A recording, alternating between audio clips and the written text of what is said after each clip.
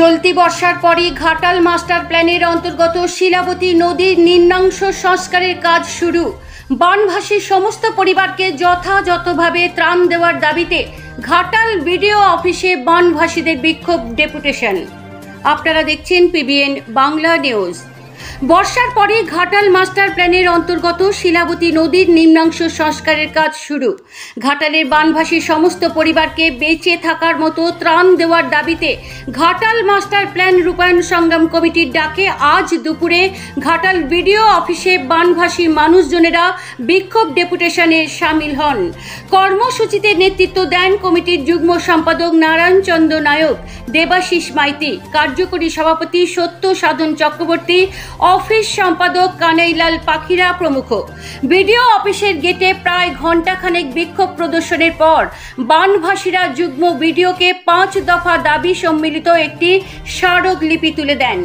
বিক্ষোভ সভায় নারায়ণচন্দ্র নায়ক অভিযোগ করেন, কেন্দ্র ও রাজ্য সরকারের টালবাহানার কারণে বহু প্রতীক্ষিত ঘাটাল মাস্টার প্ল্যান রূপায়িত না হওয়ায় প্রতি বছরের ন্যায় এবছরও ঘাটালের বিস্তীর্ণ এলাকা বিধ্বংসী বন্যা কবলে।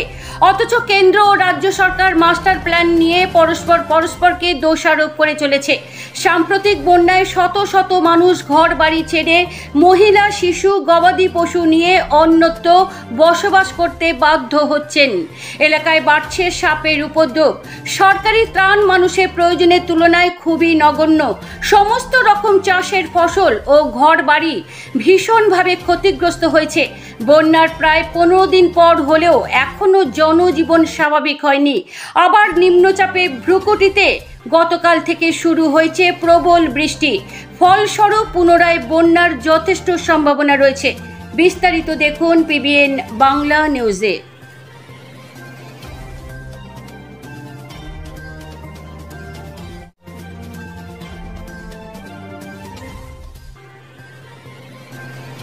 কাটতে কাটতে 5 বছর পরে আবার সেই খাল খনন করবার প্রয়োজনীয়তা চলে আসবে। তা যাই হোক না কেন, আমরা চাই এই বর্ষার পরেই আর কাল বিলম্ব না করে রাজ্য সরকারের কথা মতো তারা শিলাবতীর নিম্নাংশ খনন কার্য শুরু করুক। আমরা চাই চন্দ্রেশ্বর খালকে শিলাবতী নদীর সাথে যোগাযোগের ব্যবস্থা করা হোক। আমরা চাই শিলাবতী নদীর জলের চাপ কমাতে কংসাবতীর সাথে আরো নিচুর দিকে একটি অংশে সংযোগ করলে বন্যার সময়কার অতিরিক্ত জল শিলাবতী এবং কংসাবতী দিয়ে খানিকটা বেরিয়ে যাওয়ার স্কোপ থাকবে। এলাকার মানুষজন উপকৃত হবেন। আপনারা লক্ষ্য করছেন, সেই 2021 সালে বন্যা পরিস্থিতির পরে রাজ্য সরকার বাঁধগুলিকে রক্ষণাবেক্ষণ করবার জন্য তেমন করে কোনো পদক্ষেপ না করায় এবারকার বর্ষণে সেই শিলাবতী নদীর চন্দ্রকোনা এলাকায় বা একটি জায়গায় বাঁধ ভেঙে বিস্তীর্ণ এলাকা বন্যা কবলিত হয়েছে।